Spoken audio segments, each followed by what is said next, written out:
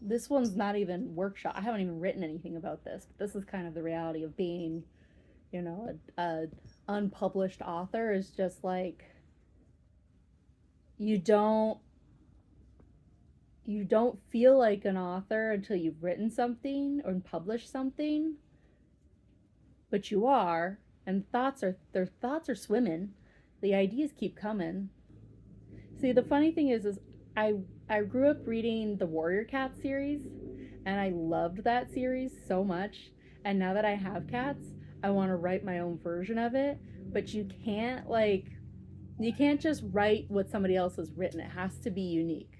Like it can't just be writing because you want to write the next Akatar, because then you're just not going to have a very good book or even like much of a plot. People are going to read it and they're going to be like, "Oh, this is just copying," because it is.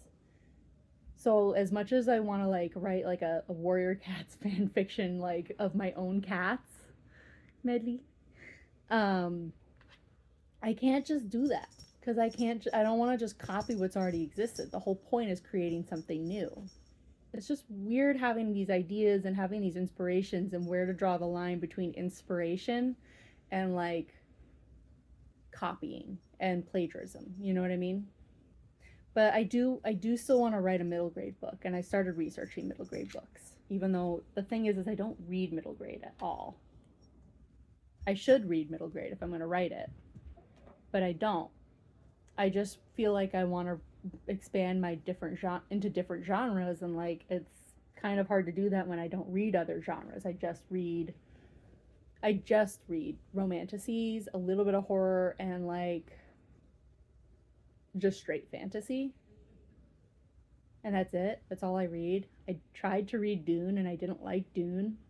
And tried to read what I tried to read some historical fiction books and I liked a couple of them, but they weren't like I didn't get that sort of obsessed feeling that I got from like reading Onyx Storm or Fourth Wing in general. Like, and I've been in this like reading slump of like wanting to be obsessed and to lose track of time and to be able to read for hours and just not even notice that the time has gone by, and like to be hooked on every word. And I just cannot find a book right now that does that for me. It used to be the romanticises, but now even those ones are like I just kind of get bored of them. And I'm reading The Eye of the World, and it's the Wheel of Time series, which is supposed to be this really good series that a lot of people recommend, and I like it, but I can only read for like 30 minutes and then I just kind of lose interest. Even if I'm like into it, I still kind of just want to break. It makes me feel like less of an author because I can't read as much as I can write, and I want to create and I want to write, and that calling is there to just create. When I just like sit down like this and like I just want to make things. I do want to create the next Warriors because that series was really good. It was like a really engaging series as a middle schooler who loved animals. I read it like 4 or 5 times all the way through, like from beginning to end, and it's like 24 books or something crazy. Um, but it's it's not worth creating just because I want to make something that already exists. That's not creation. That's copying. And I don't know how to do I don't know how to define that line between copy and plagiarism and like just taking inspiration, you know? Like obviously I'm not going to go word for word, but if the plot points are too similar, then it's like it's basically the same thing. It's not something people are going to want to read. Well, the reason I quit my last job was because I wanted to be a bookstagrammer. Really, I mean, yes, I have the marketing position, right? I have that contract marketing job, but that doesn't really pay the bills. And and when I was talking to my dad the other day, he was like, "Well, yeah, you keep talking like, oh yeah, your degree's not useful, like you feel like you're not doing anything, but you are. That's what my book is. My book is my career. I want to be a career author more than anything else." I do get caught up under like getting distracted, and I only write for like 30 minutes a day, and honestly that makes it kind of hard because I feel like I don't make any progress. And I've been really frustrated because I really, really, really want to get a proofreader. And I cannot for the life of me find one that I'm happy with. Like, I saw one girl I was talking to on a Discord, but I just didn't feel like the edits were really up to par for the price. And I'm talking to someone else right now, but I haven't gotten the sample edits back. And I'm just like, my budget is not where the quality needs to be. But I remember reading this thing about having your first 5 books are just practice. And while that's great, I really want my first 5 books to also make me money, because it took me a year to write my first book, and it might take me another year to write my next one. And I can't just churn them out like some authors can. It takes me like 30 minutes to write about 500 words, which is really good, except I run out of stamina. I totally run out after that. I do have this issue of like creating, I'm making all of my Sims and The Sims 4 authors because I really just want to be as successful as my Sims. But it's so easy to be successful in The Sims. I mean, it's not easy. Like, you have to be good at the game. I don't have the one track love that like a lot of people have where they get absorbed by something. I'm very scattered. Maybe that's like the ADHD, but it's like I can never just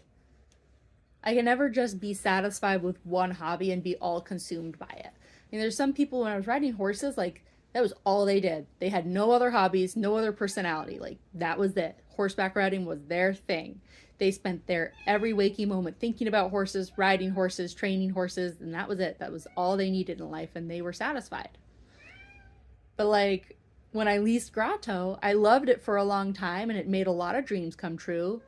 And then like after like half a year, I was already getting like burnt out on it, and I kind of fell out of love with it, and now I don't ride anymore because of that. I'm afraid of that being the thing, that what will happen when I start writing full time, or if I can even ever start writing full time, is that I'll fall out of love.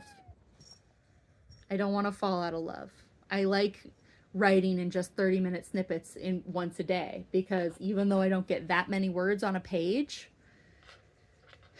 it makes it easier for me to stay in love with my passion. I am a couch potato, and I write from my couch, and I'm filming from my couch, and everything is on the couch. My life is on my couch. So I'm at least being honest about who I am and my couchiness. That's something. The Wheel of Time. Oh, the Wheel of Time. Yeah. Well, I'm not even that far into it, is the thing. I think I've maybe sat down and read it like 3 times, and I do really like it. I think Rand is a fun character, very like Frodo-esque, where he's like a reluctant hero, doesn't really seem like much is gonna happen in his life at the start here, but like I am still straight up in the prologue. Like he has not left, the story structure. He has not left the ordinary world yet. He is seems to be far from it too. He's just hearing about this war that's happening way off on a distant land, and he doesn't seem all that concerned because apparently all these people in the Two Rivers, it's just not much happens there. They're all just country people, which is great because it's very like stretched out, but like as much as I'm liking it and I like the pacing, I also feel like it's taking a long time to get started and to get into the thick of it. And I thought this was going to be like an epic fantasy with like a big old quest. But I'm sure, I mean, it seems like they're setting that up, but like I'm like almost 50 pages in according to my Kindle, and it's not even, we haven't left the Two Rivers yet. My book is way shorter and picks up a whole lot faster. And the more books I read, the more I feel like I'm rushing my book. But I don't really want to add too many filler scenes that don't add to the story, but maybe I've underwritten too much, but I don't know. And I won't know until I have an editor look at it and have them say, well, you could add a scene about blank, or you can add a scene about blank. And that costs money, and I don't have money. Maybe I'll have Michael read it, but still, he's not a professional editor. I don't know what kind of quality feedback I'll get. But I feel like I took my book too fast, and I want to drag out my next book more. Which it like drag out in a good way, not in like a bad way. Where like I spend more time detailing the scenes and engaging with the characters on like normal day instead of diving straight into like the action basically, because my first book, which I'm hoping to release in fall, like it's not, we don't really get the mundanity yet. We don't get that until the very end of the book. But the whole way through my book, one of the biggest themes is that Mare doesn't even want to be this hero. She just wants to go home and live the mundane life, but I never established what that looks like for her. So maybe I should, maybe I need to add another scene in there. But I've been so far removed because when I finished writing the main portion of my first draft, it was last year, last fall. It's been almost a full year.